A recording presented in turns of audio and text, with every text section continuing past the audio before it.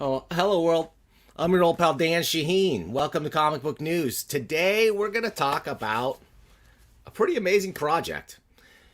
We're going to talk about Darkest Image. This is, I call it a fanzine gone wild. This is a group of fans of the original Image comics that got together to produce the Image Grand Design, which we showcased on the show. We talked to them, we interviewed and went through page by page the Image Grand Design project. A fan-made Image love letter.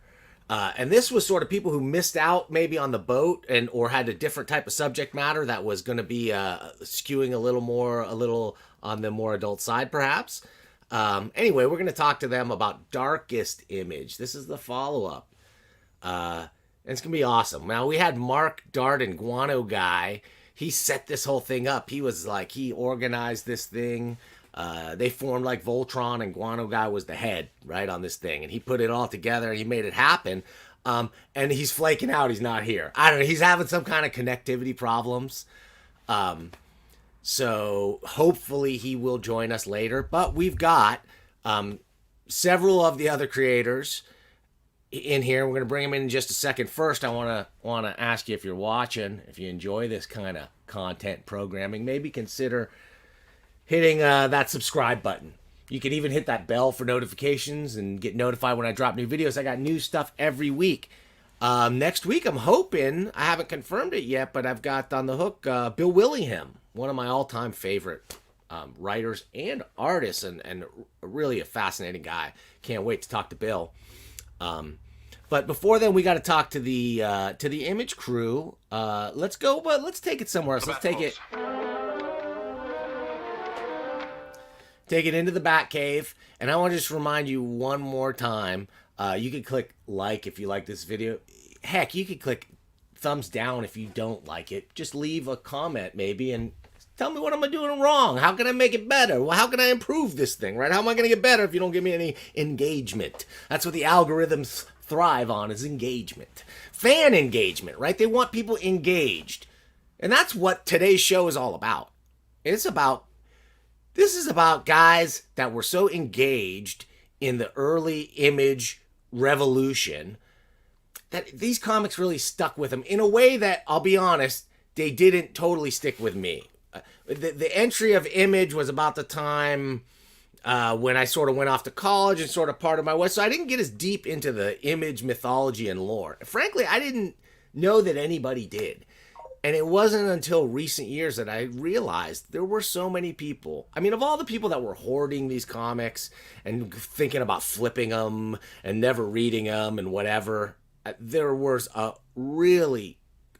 core of people that just loved them as comics, read them and enjoyed them, and like metabolized them in a way that sort of maybe I metabolized the comics that I read and enjoyed a few years earlier.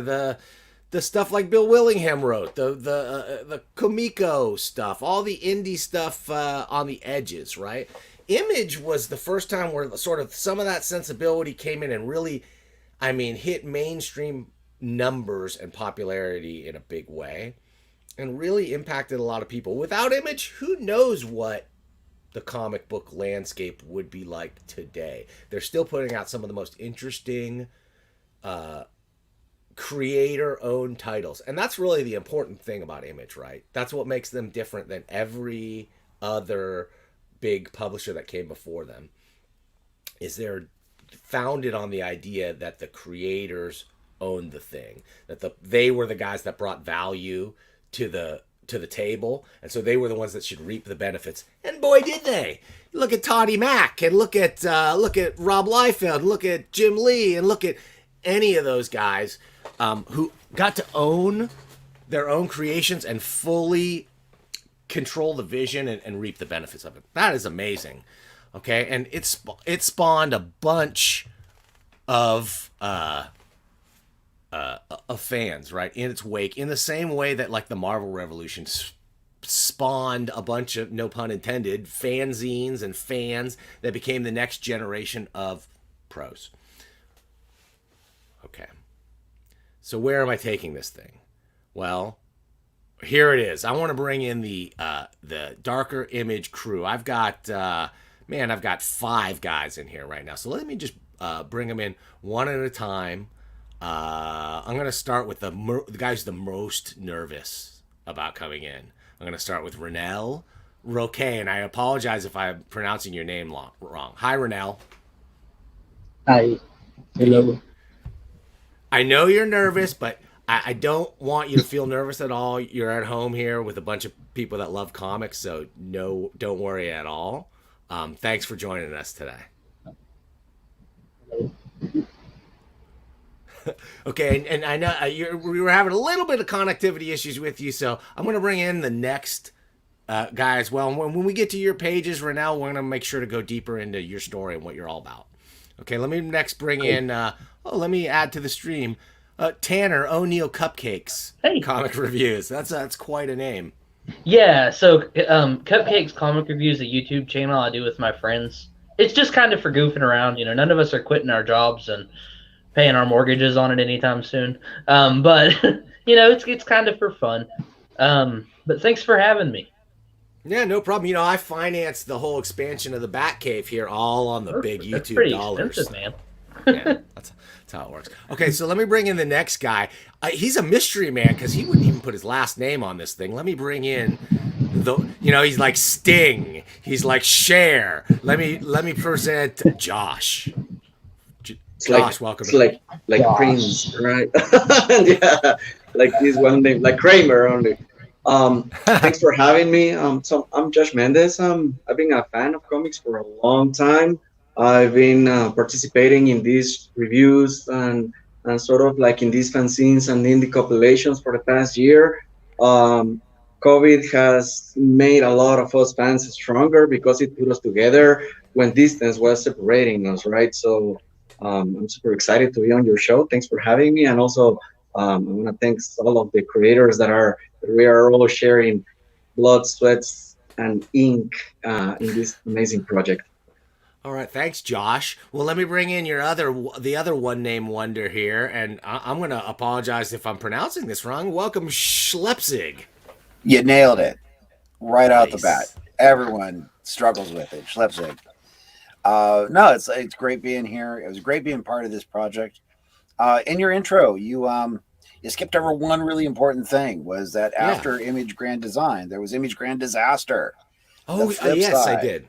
Yes, I think, of course. I think of them as the same book. I think of them as the same book because I got the printed copy that has the flip book that has both of them. Yeah, so it was like one side you had. Wait, hold that up, Schlepzig. There we go. Yeah, what do your friends call you? Schleprock? Well, there we go. The camera's nice. Reversed, so. And then you have the disaster side, and that was a big thing because that's where I came into it. Was I missed the design half of it. I got recruited in to work on a couple things with disaster.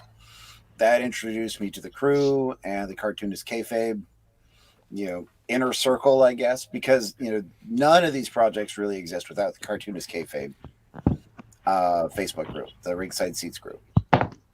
And that's really sure. Kind of the core of the community right there. Will Hoffnecht, right? Give it up to Will. Will's I don't know how much he was part of this project, but he's central to a bunch of the other projects. To the group. Yeah, he's an admin in the group. Several of the other projects that came out of the group, Weapon Ek is one of them. He launched that. There's his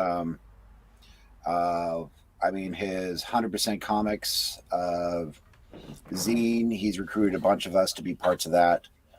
And what was the other one? There's another big one. I think that he also 1963. Yeah. 1963. That's the other one I was saying. And then he did Weapon Etch as well. That was another big collaboration. Yeah, that's what I Like- just mentioned that one. Yeah, And retelling- I'm actually working on the 1963 one myself. I wrote a story that's going to be in the Oh, awesome! 1963. So we'll be in touch there, Dan. Oh, for sure. We'll have another show and we'll bring that one in for sure. I'm going to be in it, but I cannot say anything about what I'm doing. Oh, William has sworn me to secrecy about my project. Oh, okay. I can say I think I wrote a short Inframan and Infragirl story. No, the main 1963 bits are open for discussion. I have an extra super secret double special bit. Oh, I love it. Okay, wait a minute. Speaking of extra super secret double special, we got one more guy we got to bring in here. I'll bring him in. Let me bring in John Burkett. Welcome, John. Hey, how's it going? Thanks for inviting me on the show. Hey, welcome. Glad to have you here. Yeah, I'm glad to be here. Yeah, I'm kind of a late addition to this whole image grand disaster, and finally got a chance to jump on board for this darkest image, and it was just so much fun. I'm glad to be here to talk about it. Thanks for making the time. I appreciate it. We're still missing Mark, but that's okay, man. Because honestly, we're not here to talk to Mark. We don't have to just talk about Mark. What we're really here to do is look at this comic.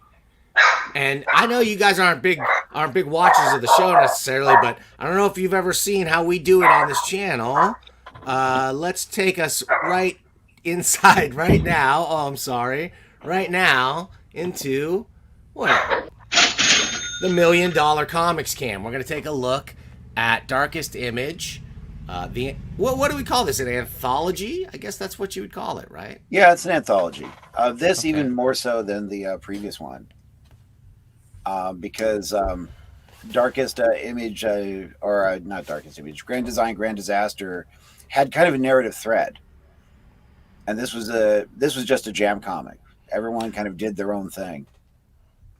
Yeah, and I don't think, I think it actually held up really well because of that, because people could just go in whatever direction that they wanted. And there's some wild stuff in here. I'll be honest, I wouldn't say I've completely absorbed all 200 pages because I just didn't have the time. I'm so busy with work and other shows. Yeah, but there's so much to absorb.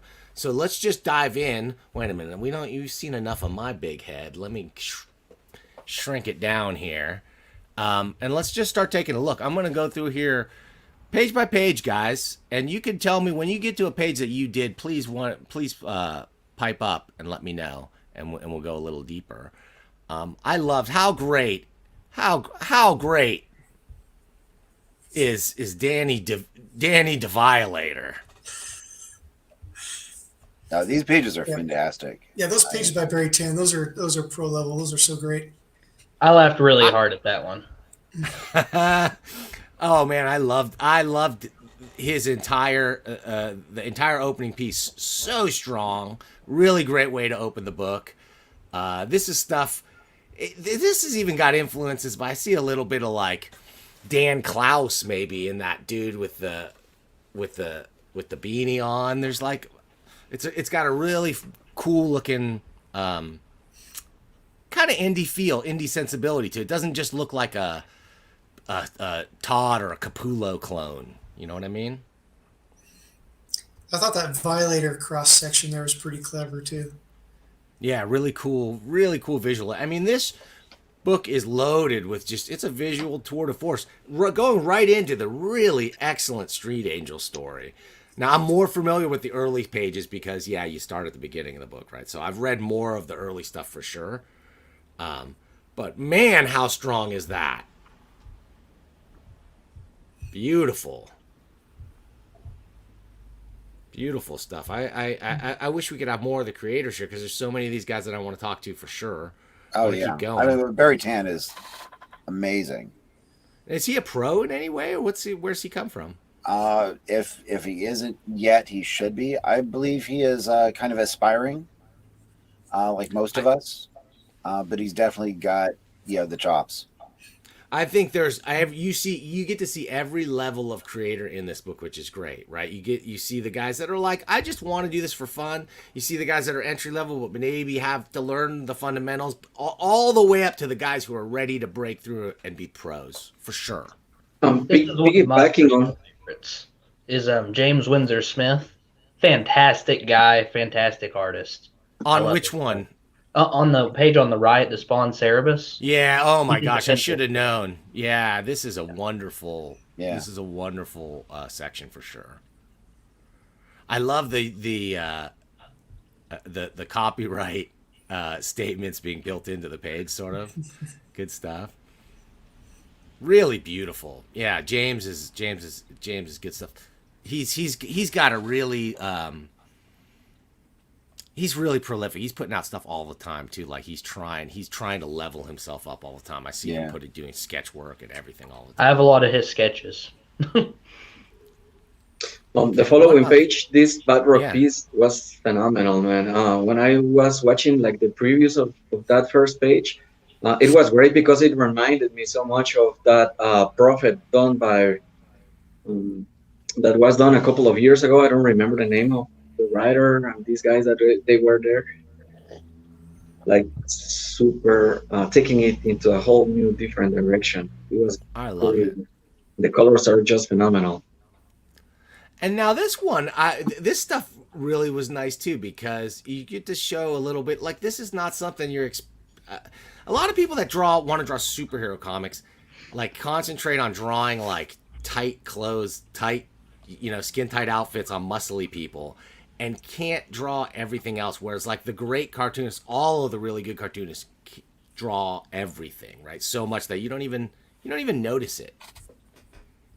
I really like this. We're adding in some realistic elements and then some of this cartoony stuff, this Tex Avery type stuff in here. Good stuff. All right, let's keep going. Oh man, I love the color palettes, the limited color palettes used here on Shadowhawk, just the black, white, and red, and then over here the weirdo looking color palette. This one, I wish I could turn this one sideways because it's a pretty funny Alan Moore Peanuts gag. I'm gonna keep going here. I wasn't expecting people to bring Astro City into the mix, and I forgot. Of course, it was an Image book. Some of the best ones came out through them. That was when Image started giving a little bit more depth to their stories, to diversify a little bit more into it, right? And what better writer than Kurt Busiek, that he was really nailing it back in the mid-90s. That was one book that Image book I was always on board for. I bought all of them. This is a beautiful. This piece is by Billy Tan as well. Like I think, if I'm not mistaken, he did 3 or 4 different stories with 3 or 4 different art styles, written by Rocco Jerome, and it's a great story. I love the sweat beads. Beautiful stuff. We got Mark is trying to join. He's almost joined, and he's like halfway joined. Poor guy. He must have bad network out there in Walla Walla. But yeah, this is just gorgeous stuff, man. Really cool palette. It's got that black light poster look to it. Really Silver Age. Like Silver Age, but very grunge at the same time. Yeah, it's got that 60s underground. Yeah. Late 60s, early 70s underground feel to it, man. I would buy this at the local head shop on black velvet or something. Really cool. The Kirby-esque parademons or whatever you want to call them. Really cool. Really solid, strong stuff here. What's very interesting from the project is that, like, even though some of us are like not professionals, and some of these guys are semi-professionals, and some of them are very professionals, like everybody, you can see the influences from comics, right? This is amazing, and it's like Ed Piscor says, like, we're sampling from comics. Yeah, it's beautiful stuff. Okay, now Schlepzig, I recognize your name here. So yes, sir. So tell me what's up. Why do you love Trencher? And I was only very recently introduced to Image Comics. Like your intro, I kind of checked out of comics in like 89, 90. Kind of in that post like indie boom with Radioactive Black Belt Hamsters and all of the TMNT by Don Chin, friend of the show, publisher. Yeah, and all that. Then college and life intervened, and I missed the whole Image era. And when I got involved in Grand Disaster, I started learning about all this stuff and all these characters. And Trencher's just fun to draw. The original art was so gonzo, it really kind of meshes with my own style.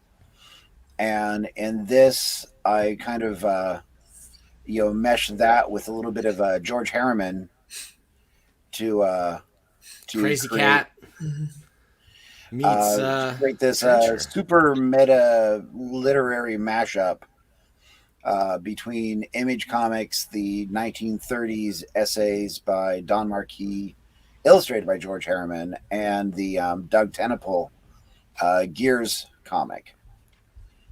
And I'm primarily a black and white illustrator, so I stick away from just really rudimentary colors, and I try and let the line go with it. This is super fun to write as well, because the Don Marquis essays that I used as the template are some of my favorite literature. I highly recommend them, even though they're written in the 30s. They're still very topical today. And hilarious. I want to bring in our pal Mark Darden. I think he's finally maybe. I see his confused eyes down below. Wait, no. All right, we'll let him try to join in. Is he in there? I was having like kind of a fun like drawing giant robots phase in the side. So I figure I'd use that Tennepool angle to draw a bunch of Evangelion like mechs coming out.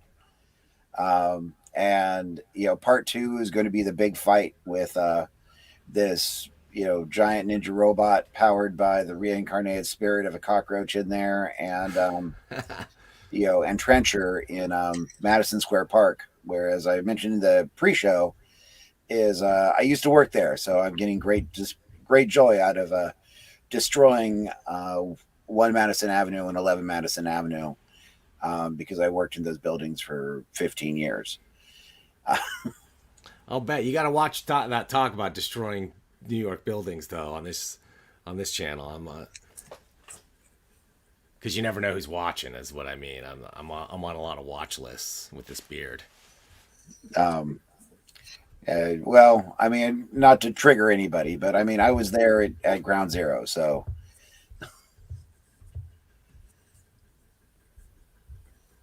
Awesome. Well, I liked your book. I like the work. I was a big Keith Giffen fan, although to be honest, I wasn't a Trencher guy. Like I liked I read a lot of his work at DC. But when I look at the work, like his art style, he put a lot into that. The Trencher comics are frankly unreadable if you buy them. I bought them as reference, and you can spend hours trying to make heads or tails of any of those pages. I tried really hard. They're unreadable. Maybe that explains why I didn't get into it. Yeah. That's funny because he's such a good writer. Like I really enjoyed a lot of his stuff at DC, the wacky stuff, even some of the Legion superhero stuff, and he really toned down like the crazy, and those things. But yeah, Geffen's Trencher issues, the 4 of them and a Christmas special, are unreadable. Okay, well now that makes me want to go try and read them and see what's going on. I'm going to keep going on through the book. Guys, make sure to pipe up if one of your pages comes up. And Rennell, I'm sorry, there was some feedback coming from you. So if we get to one of your pages, guys, let me know so I can unmute him or Rennell, put your hand up or something. Okay, like I said, just such a variety of styles to be had here, and Dr. Ben stuff is so psychedelic. Yeah, it's almost outsider art looking, but you can tell it's intentional. Yeah, I'm Really working with cool. him on another project right now, so that's a lot of fun. Very cool looking. Okay, some of the stuff is a little more kind of straightforward adaptation or action stuff of these characters, but man, really solid work. Really like this piece. Oh man, who's this? Missimo? Yeah, Mismo, he's a really successful pro artist, and he does a lot of like cartoony stuff, and he really nailed it on this Max spread. Beautiful. John Chihon is the one that made this story about Gen 13. Like if they were in real timeline, like this is the age that they will be, right?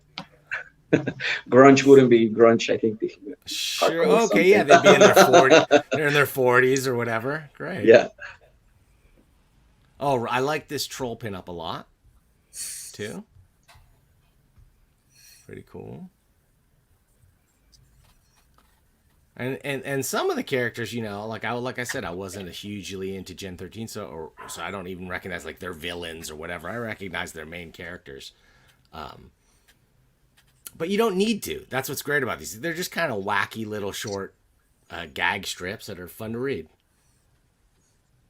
I like this guy a lot too. Who is this? Aaron Z. Lee. I like this style.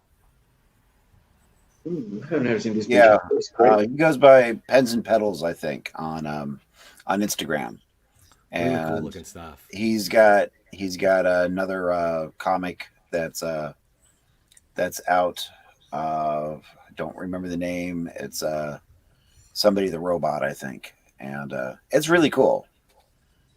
I think he publishes under Aaron Zen. Okay, this message from the Descaraco Jerome says this is his favorite, not because it's the best, like technically or whatever, just because of the passion of the story. And I gotta agree, it's a really good looking set of pages from a new. That is Rennell. Yeah. This is Rennell? Where's Yeah, Rennell? that's Rennell.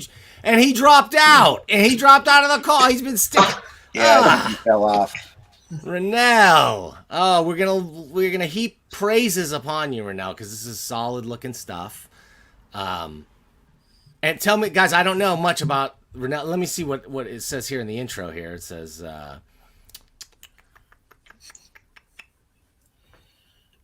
Mark wasn't so sure about these pages. I can see that they could use colors by Jerome Cabanatan naturally.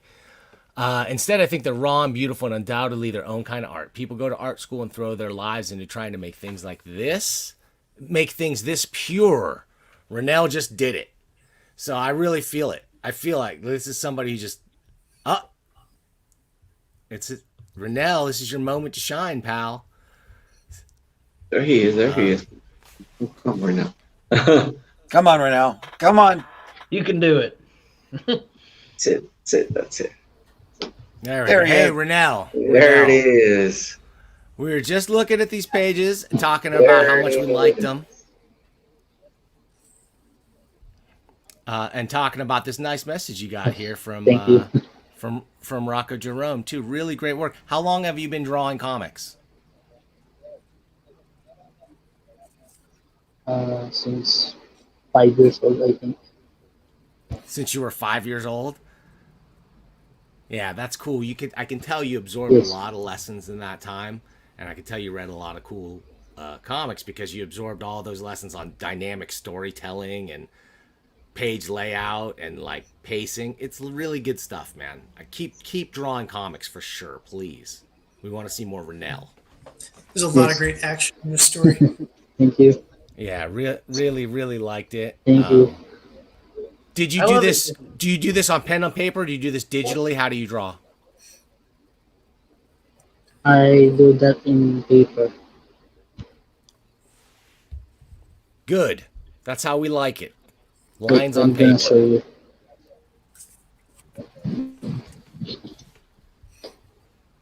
Pretty cool stuff, man. Really great.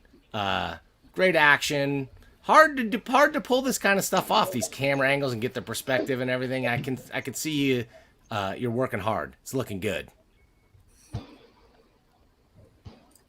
And speaking of looking good, John Burkett, holy cow, John Burkett, this next story. Oh, thanks. This one, I right away I looked at it and I went, this guy likes Paul Galassi? You know, that was a new name for me. I have to say, like I'm also, I think, a lot like a couple of folks here where, like, in high school, you know, that's what I wanted to do is make comics, but it kind of just veered from that path. So there's a lot of holes in my Oh, comic book that's good. knowledge. Yeah, this was a lot of fun. This is, I want to say, Kyle Pinion, who wrote this. This is his baby. I mean, this is coming from his brain. He loves the material. He's a big fan of martial arts, and so this was kind of his tribute to that whole Bruce exploitation era, just after Bruce Lee passed away, and he found a way to roll it into the Image universe with the connection to ginseng. And it was just his enthusiasm for all this that kind of kept me going. Like, I was really excited about his ideas. So we tried to fit as many of those characters from that era into the story. And so it was fun doing the research and finding the, the reference material and just, letting it all pour out. Strong stuff, man. I really liked it. It's hard to do martial arts comics too. It's really hard to do that stuff.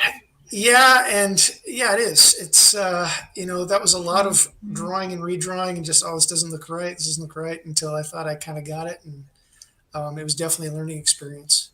Who would you say your influences are? I'm looking at them. I don't know, names that come out. I'd say like maybe like Pat Broderick. It looks a little bit like, or maybe even early Willingham, Bill Willingham, who used to draw stuff too. Those are new names to me. I'd say I'm just like a big black and white comics fan. I've been pouring over the Savage Sword of Conan stuff over the last few months, and but also growing up, I was a huge fan of Sam Keith, and I'm seeing some Corbin in there. Richard totally. Richard Corbin is a big influence. And of course Bisley also. So anyone that could really, render with the pen, with the Hunt 102 or the brush, like I'm a big fan of that work. I kind of like the detail, and I like putting as many lines on the page as I can. So, anyone great who stuff. Thanks. Great stuff. Keep drawing, man. Keep doing it. I will. I've got another story coming down the pipe, which is a secret, but hopefully we'll be out there in 2020, 2022. Is that what we're at? Yeah, the next year. Okay. The next piece I see here, another strong piece. Like, this is strong. I could see this, in any of like the late '90s Vertigo books or like, this is a solid style here. I don't know who did this, but I really like it. Yeah, good stuff. I'm gonna keep going here. I'm gonna keep going through. Let me see where we're at here. Hang on a second. How do I do this? View, show the thumbnails. Okay, yeah, we're about halfway through. Great. Oh man, here was a picture. Another Missimo. It's when you tell me he's a pro, it shows. Like, I saw this image and I really had to put it in the thumbnail because I just like it so much. I mean, it besides showing like all the like standard like form and being able to just draw it and make it look solid and everything else, just that cartoonishness and the facial expressions and everything else. Really, yeah, he does a lot of caricature, so he's got great acting on his amazing figures. Yeah, I get some strong Mad Magazine vibes from this, which I really like. Totally, but then the composition and the coloring, this is I love it. Great stuff. Let's go. Oh, nice Frank Miller homage here. Very, very love that Sin City Miller-esque. I have some of his work. He's got a comic called Dishoom. Really good. Okay. It's like an anthology. You guys should check it out. It's a good comic. Who, this guy? Yeah. Sam J. Royale. Yeah, love his stuff. Really nice dude too. Royale with cheese. Okay, and I think this is the middle section, so right. Okay, and again, just man, this is work as that none of it is none of it is bad. I'm gonna say that. Like every bit I've seen in here is good in its own way. Like and comes at these characters from an angle that some of them have never even been seen before. Like what you did there, Schlepzig. It's pretty avant-garde. I really like it. It's out there. I think my ignorance is really the big thing that drove that. Huh. This is great stuff. I just enjoy, and I'm just really glad to see like. So this one's mine. Yeah. This is Max Darkness. Mine and Ben Perkins. He's the artist. Oh, okay, great. A little about me. So I wrote this. We worked a little bit together on the plot. And he did all the art, the exceptional artist. This is the first thing I've ever done. I just kind of got lucky. I saw that post up, and I was like, I'd like to do this story. I can't draw worth a crap. I need some help. So Getting to work with Ben is great. Yeah, Wow, yeah. this Ben guy is- can draw though. He's so easy to work with. Ben is amazing. But this is a story that I really like. The Max is my favorite comic ever. I think it's just an impeccable story. It's so detailed and tragic, and it's a lot of trauma in there. It's a great comic. So I figured him going up against Jackie Estacado, who's a mob boss piece of garbage, would work out really well.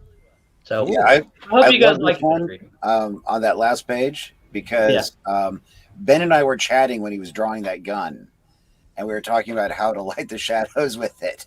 Yeah. And I think I sent him a picture of holding one of my toy guns that he was able to use as the model.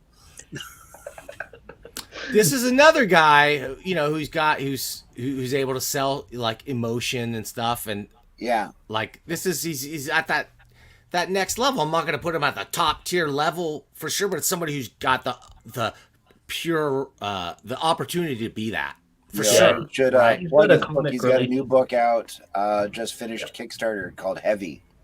That's Awesome. really fantastic. He So writes, excited for draws. it. He's the whole Cool. package. I'll have to bring him in here and talk to him. Yeah, he wasn't able to be here today. But Ben Granoff. No, yeah, right? Ben Perkins. Ben Perkins, yeah. Yeah. Beautiful stuff. Great stuff, Ben Perkins. I love his page designs. Like he really gets crazy with some of that stuff. It's nice. Great. Really, really, really great. He has a deep, deep knowledge of all this stuff. To use the character himself coming out of the panel as the panel border, I'm going to give it another chef's kiss. Mwah. I might be too liberal with these things, but I love Very that. Sam Keith. Yeah, totally. He studied Sam Keith very, very well. This part up here was one of my big ideas. You got the Darklings fighting the Is. Yeah, so let me get back. Sorry.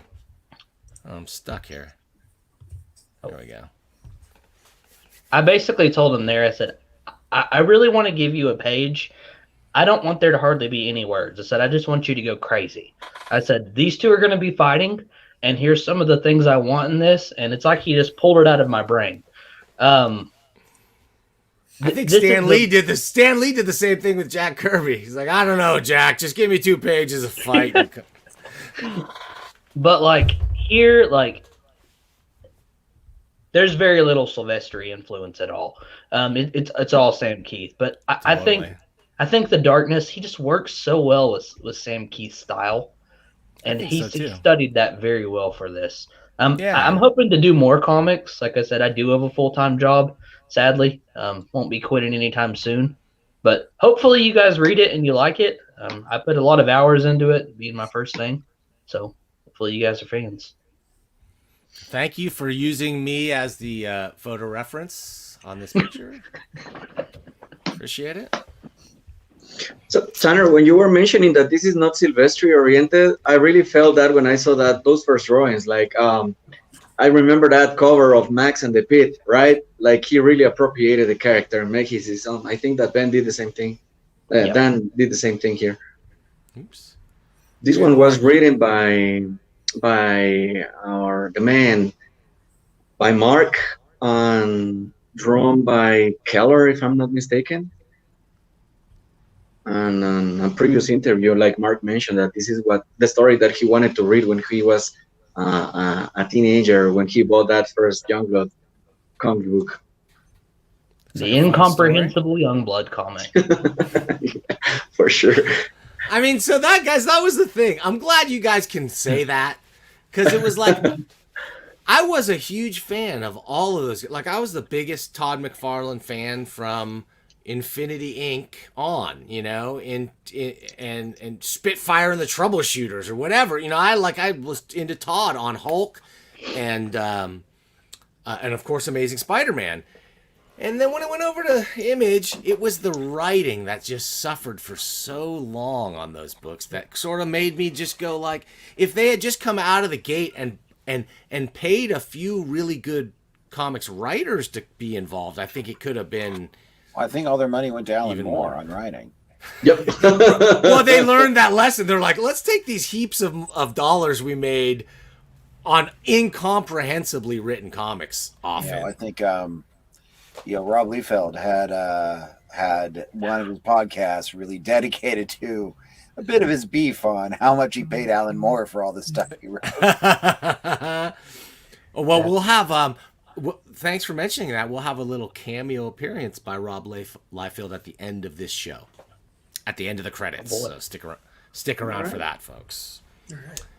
Yeah, I missed him at New York Comic Con, so I was kicking myself there. I'm trying to get him on this show. Hopefully, we'll soon. The person I'm really excited about is I'm gonna pick up an extra copy to send to Bill Mesner Loebs, who wrote the Max. So I think he'd really love it. I think he'd really be into this. He's kind of the definition of indie. Okay, now when it comes to like the inside jokes and stuff, this is where you gotta love it, right? The Lex Luthor 40 cakes meme combined with Hostess ads and bringing in an Extreme Studios sensibility. I loved it. The cover was just saying, man. And this kind of stuff has got such a charm to it. I really, really like this drawing. I think the lettering needs a little bit of help on this one, maybe, but I really like the art a lot. I'm a lettering. If you haven't watched this show, I really am into lettering. Some men just want to watch the world Kern. You know what I'm saying? That's what I'm saying. I'd say lettering is the say thing things like that. that I underestimated the most when making this comic. I did not realize what an art form that was, especially when you're lettering on the page too. It's big time. It can make or break your comic. Yeah, go talk to. I've been trying to get Todd Klein on my show to talk about it. He doesn't do interviews. Oh, Tomasz Sokiaski might be an alternative, because as Tannen was mentioning, lettering really can make or break a comic. When I got the original art from my short story, I was like, oh man, these are amazing drawings. And then sometimes like what I wrote was like too much and it obscure or cover some of the art. And I was like, I wish I don't have anything to say on this specific panel to let the art shine. I mean, that's a lot of like the collaborative process. I know when I've worked with Mark on some things, when I worked with him on the Ladytron story in Disaster, we had to, talk about how we could get, pare down the words and let the art show and still get all the story in there. Well, and it's so much harder in books of this size because, like you're looking at 6 pages. So I don't know about you guys, but I tried to take like a 20-page comic and cram it into 6. So you have to make the art visualize as much as you possibly can. Yeah. So it adds like an extra layer of challenge to it. It's that show don't tell sensibility. I think it makes for better comics though, honestly, because you can read one of these in a few minutes and really get a really good story out of it. Yeah. That's partly learning from manga is manga is excellent on that show don't tell. I really think you're right about that. And people talk about how manga is it's the top selling comics in this country are all manga. Most of them. I'm gonna make if I may. I'm sorry. Oh, I actually, I thought the top selling comics were, those young adult stuff that's coming out of Scholastic. I thought they were crushing everything. Well, of the American ones, yeah, but if you look at the top 20, like Worldwide? yeah, well, no, in America, it's manga dominates. And then the YA stuff is bringing up the pack too, because I mean, like Scholastic's got an enormous machine behind it. Yeah. With those book fairs. Yeah. And they publish some of the best cartoonists out there with Jeff Smith. Raina Telgemeier is a really, really, really strong cartoonist. And I don't know a house that isn't filled with Dan Pilkey if you've got kids. Yeah. Or Andy Runton, Owly. Yeah. My little 2-year-old is deeply connected to Owly. I think that was the first comic I ever read was Captain Underpants. I mean, I'm a pretty young guy. I'm in my 20s, so I think that's the first exposure I ever had. I'm going to throw myself off a bridge now, Tanner.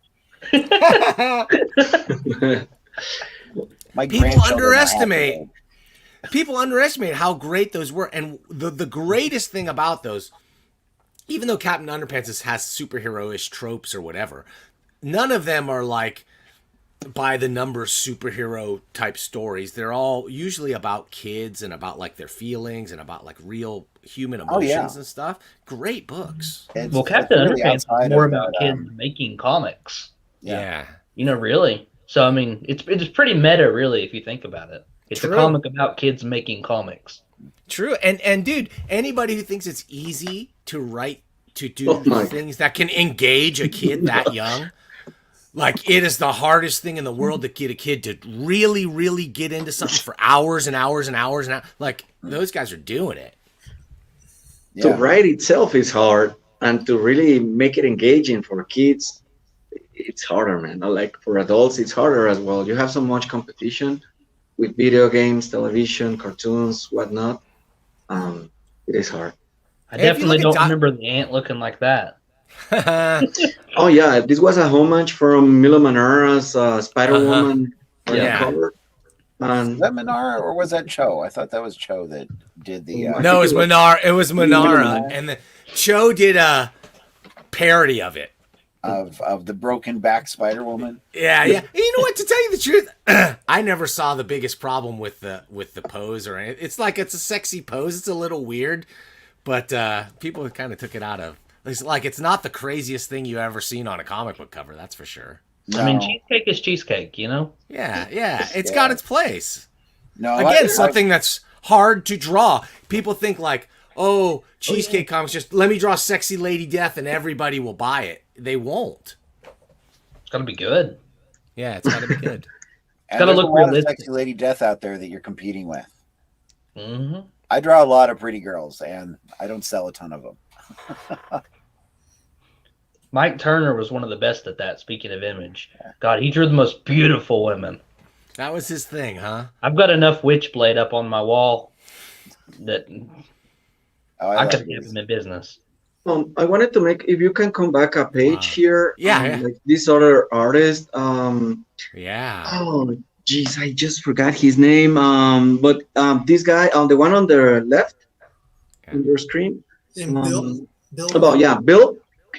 He used to have like this indie comic back in the 90s. I think it was, oh geez, I'm going to remember it, but like he's doing like a full-time job right now, but he had time to do this little pinup. But it's not Bazooka Jules. I'm just confusing the name, but it was like a Bad Girl title that he did in the 90s. Forgive me, Bill, for not remembering this thing. Somebody Google that who's got a free hand on this call. Let's figure that out. Yeah, I'll check it out. I was texting Mark just a moment ago, so. Because I really like too. I also like this. I really like the ones that do an unconventional style and take these characters to a place we haven't seen them before. I really like this pool hall fight. Yeah, because that's certainly not how Eric Larson's ever going to draw it. No way. But I'll bet you he'd like it. I bet he'd love it. Yeah, I bet for sure. Like this book, Darker Image, I think that it's going to reach for two different type of audience, like the hardcore fans of Image, and then the people that have been tired of watching Spider-Man fighting for over 50 years and not getting a scratch. Like this is very liberating. Like having these heroes bleed, getting hurt, like having these stories that may be rated PG-13 and you can do it for a bigger audience. That's phenomenal. That's the glitch, like the really loving thing about it, right? That's what I like it when I saw Grand Design and when I saw Grand Disaster. Like, Yeah, of course, you will Maxi never see them there. by Mel. Oh, there you are. That's it. That's her. Or- Maxi. I need to give that a check out. That looks interesting. It looks really cool. It does look cool. Well, speaking of cool, Matthew Hawes here. This is a pretty good spawn. Yeah. That's a Of all, amazing spawn. really Those paints good. are really hard to draw. I'm really liking the stuff on the right. Like, just look at the way that light's reflecting. That I looks like the- so good to me. I like this story a lot too, and the I haven't coloring read it yet. especially.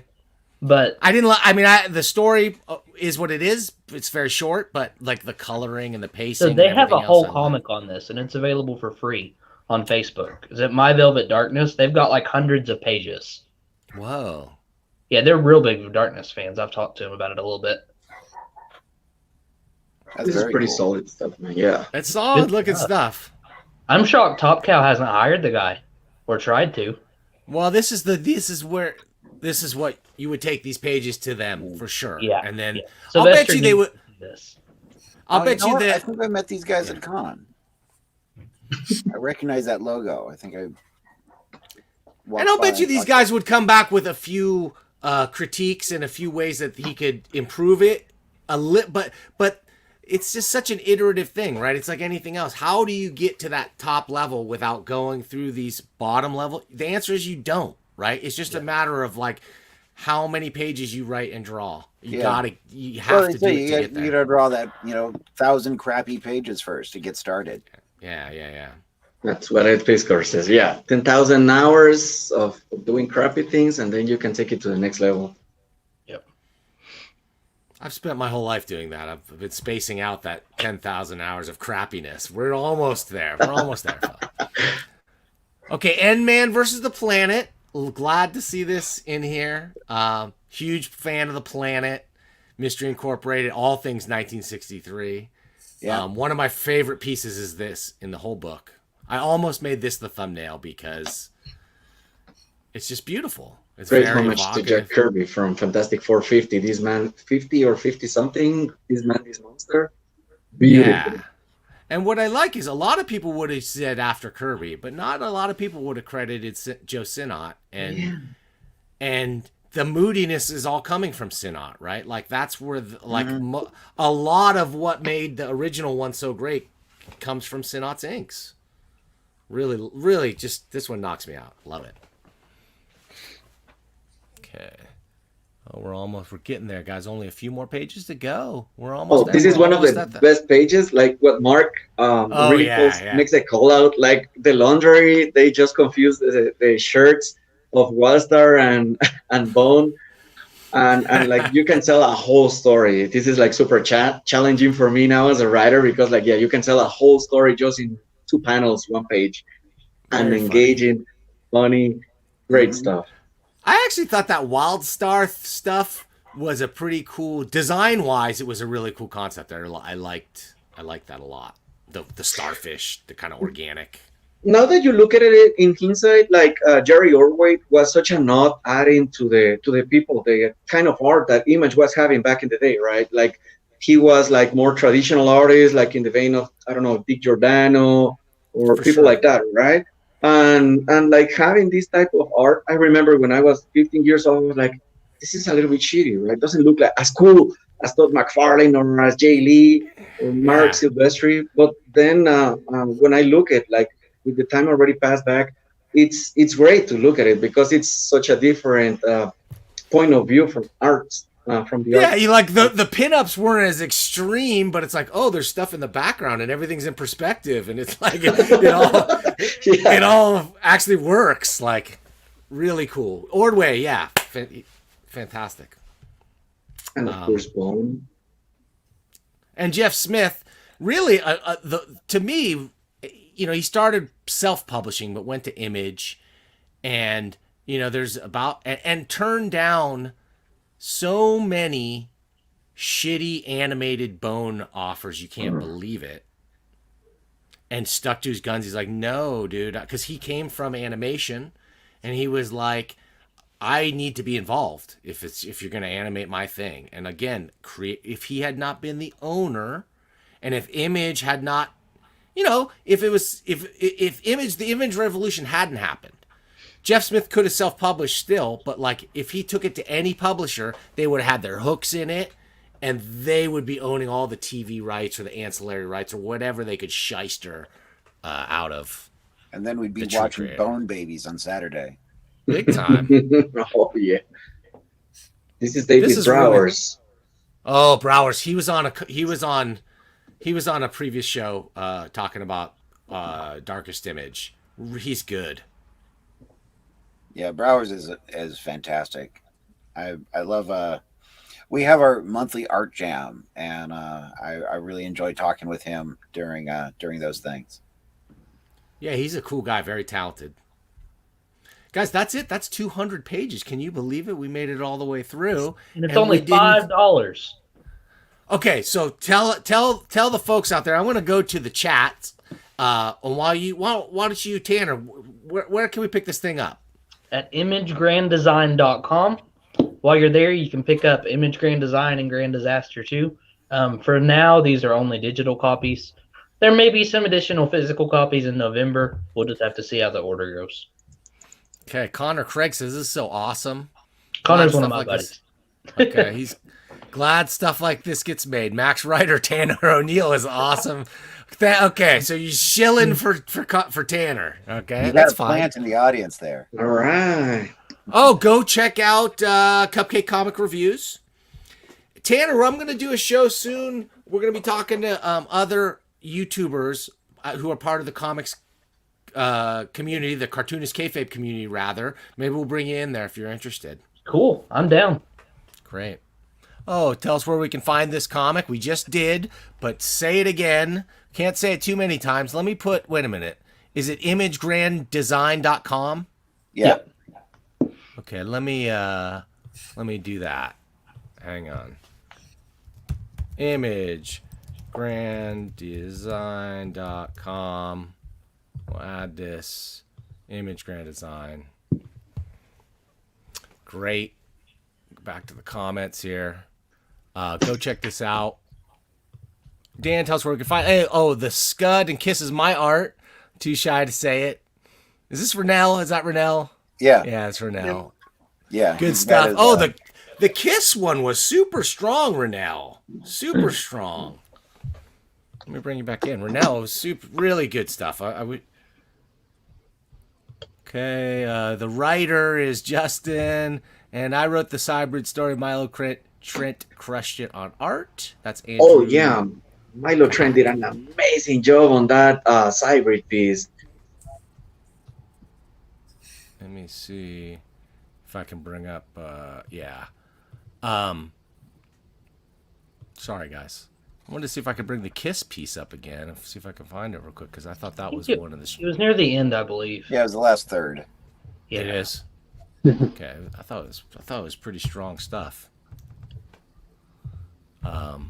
Anybody else hate these stupid Mac toolbars that disappear, or the scroll bars? I can't stand them.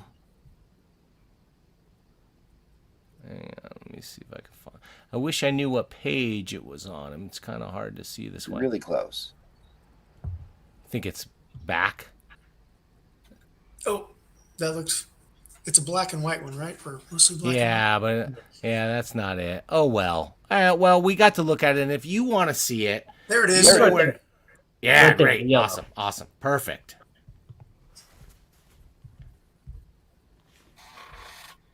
Great, and the cartoonist kayfabe guys just did a review on Scud.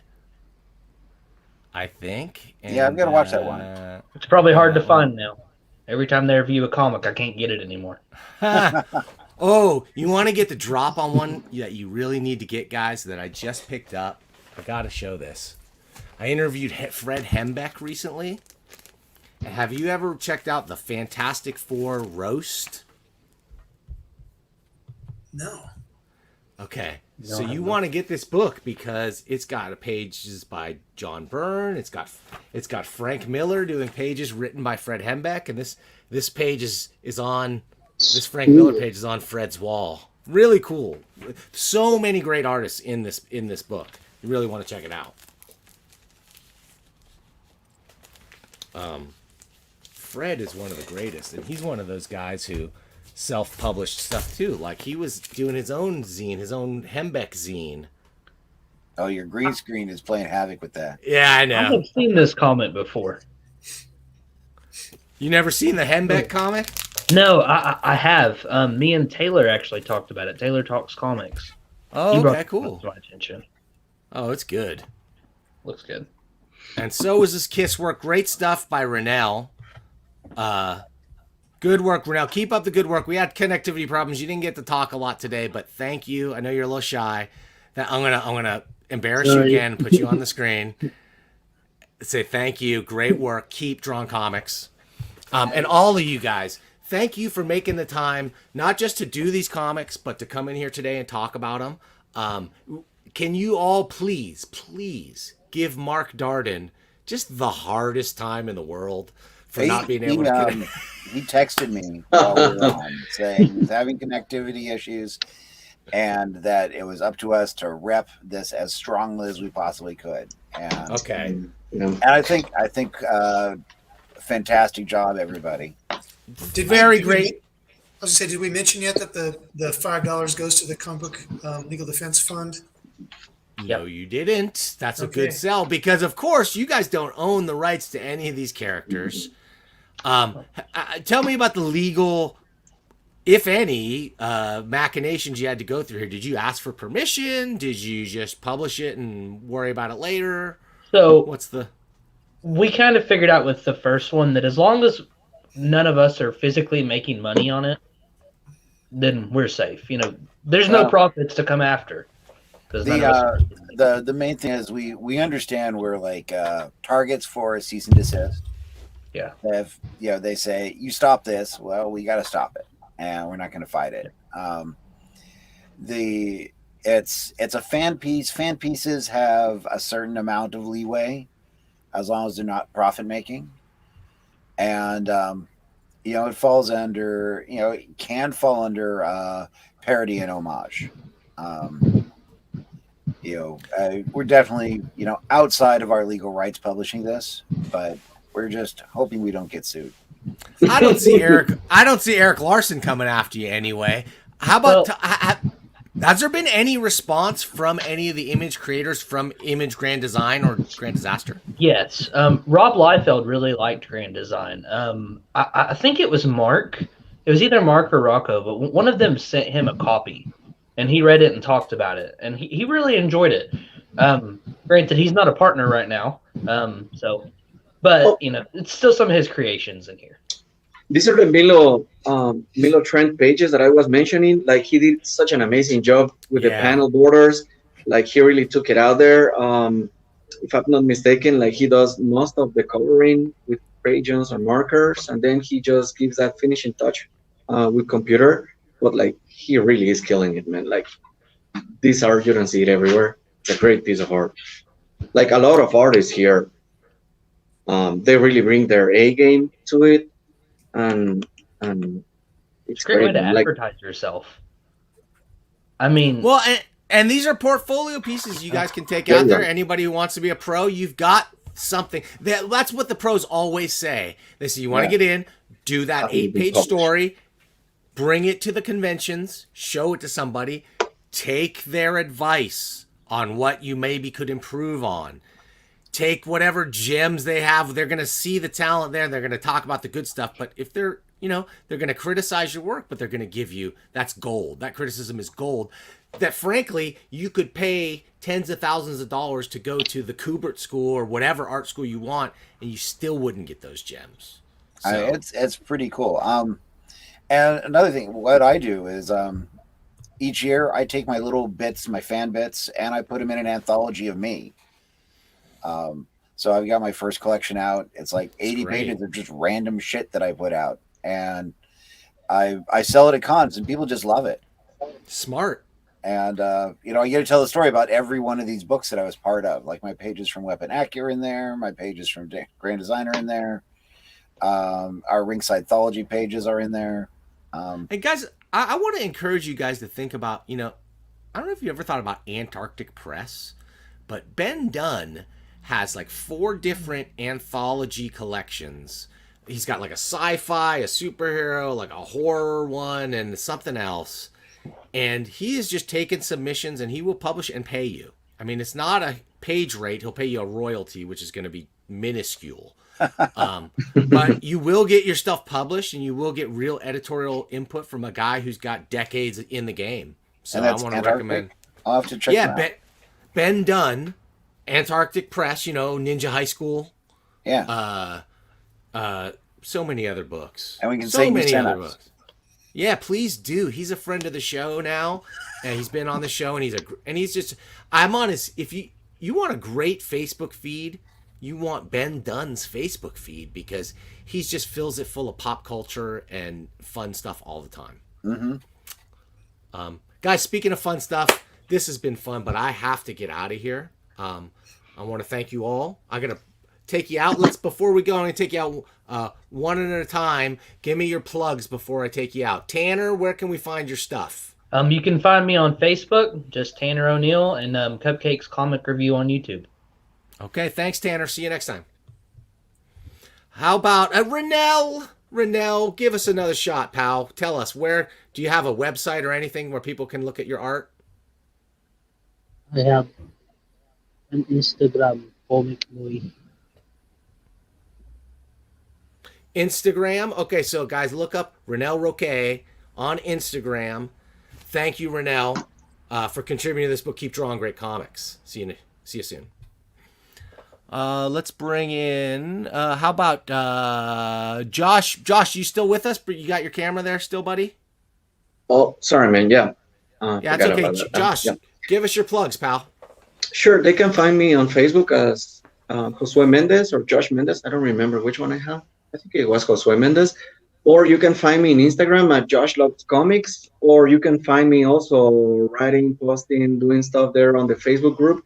Cartoonist Kayfabe Ringside Seats. Thank you, Josh. Okay, John Burkett, tell us where we can find your stuff. I'm John Burkett on Facebook, and my Instagram is John Burkett Studio. Thank you. John Schlepsic, my man. Yes, sir. You stepped in when the head fell out. So tell us where we can find your stuff. Okay, well, schlepzig.com is your central place, or I have a link tree. I gave you the link up there. On Facebook, you can find schlepzig.comics. And Instagram, you can also find schlepzig.comics and schlepzig.nsfw, where I do NSFW pinups and figure studies and things like that. I just want people to be warned. If you're in Cartoonist Kayfabe, you'll see me chime in as Sam Blanchard, my real name, in case you're trying to find me. Okay, cool. Or I owe you money or something like that. But if you Google Schlepzig, anything you find is me. As far as I can tell, I'm the only one out there. So awesome. I've been using the handle for 40 years now. So if the internet nothing dies, you can find bad poetry I wrote in college under that name. So anything Schlepzig is me. I can't wait to check out the NSFW stuff. I'm in. It's been quiet for a while. I've been posting a lot on my comics pages, and New York Comic Con kicked my butt, so it kiboshed my productivity for a while. But streaming all the time, I'm always drawing, putting stuff out. But thank you for having us all, Dan. Thank you, Mark's man. really sorry he couldn't be here. And he's a fantastic spokesman for these projects. He's a great guy to have on anything, because that man can talk in front of a camera. I know. I was so excited. But you were great. You guys were all great. And we'll bring Mark back in soon to promote his books or some other crazy project that he's involved in. Okay. Thank you. Thank you, Schlepzig. Oh, thank you, Dan. Oops. Okay, see ya. And guys, thank you. We still got 11 people watching. Friends of the image guys, maybe. But thank you for checking us out. Thank you for liking, subscribing. Please, if you like this, there's 11 people right now. If you all click on like, we'll get 11 likes. How wonderful would that be? And if you all clicked on subscribe, who knows? Maybe I may get a few more subscribers. Working hard on that. What's coming up soon? I got a show I'm working on with other YouTubers. You heard me mention it with Tanner. We're going to bring in some other comic book YouTubers from around the community. Some of the smaller guppies like me, guys who are not the 100,000 subscriber, making $1 million kind of dudes. And gals, by the way. We're going to try and mix it up and get a little more gender diversity going on the panel. That should be fun. I hope you come check that out. Also, okay, so Bill Willingham put out a thing, and he's like, I refuse to do any interviews on anything except Zoom. He will not do StreamYard because he's like, I tried it and it didn't work. Okay, so I acquiesced. I picked all the green M&Ms out of the bowl. I fulfilled his rider list. And Bill Willingham, I'm going to tape an interview with him hopefully early next week. And maybe I'll stream it anyway through StreamYard anyway. And how about that? And you can watch along and comment if you want. And when is that going to be? Well, I'll tell you soon. But first, make sure to stick around. I'm going to roll the credits here. And you stick around because like any good comic book related media, I've got a secret comic book cameo at the end of the credits. And not to tip my hat, but it might just have a little something to do with Image Comics to go with our theme for today. So come back and I'll talk to Bill Willingham. I'll talk to other guys. I'll talk to more YouTubers. And when will we do that, though? It'll be next time.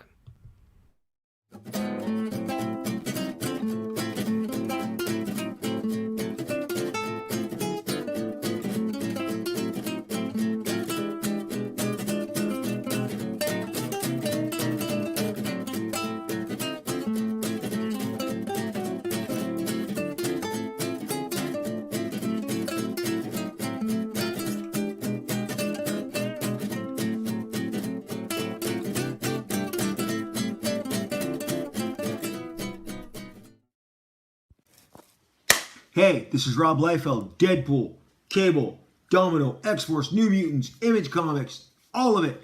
What is up?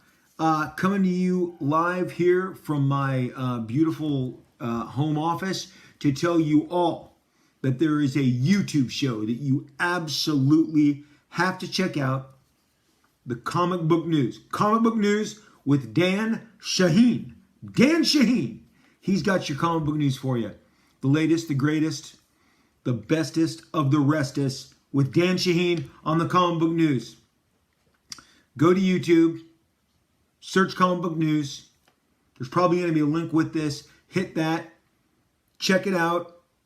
You love comics. I love comics. I love nothing more than to hear news about comics and upcoming comics. And Dan's your man. He's got your news. Comic Book News. Dan Shaheen. Check it out. Rob Liefeld out.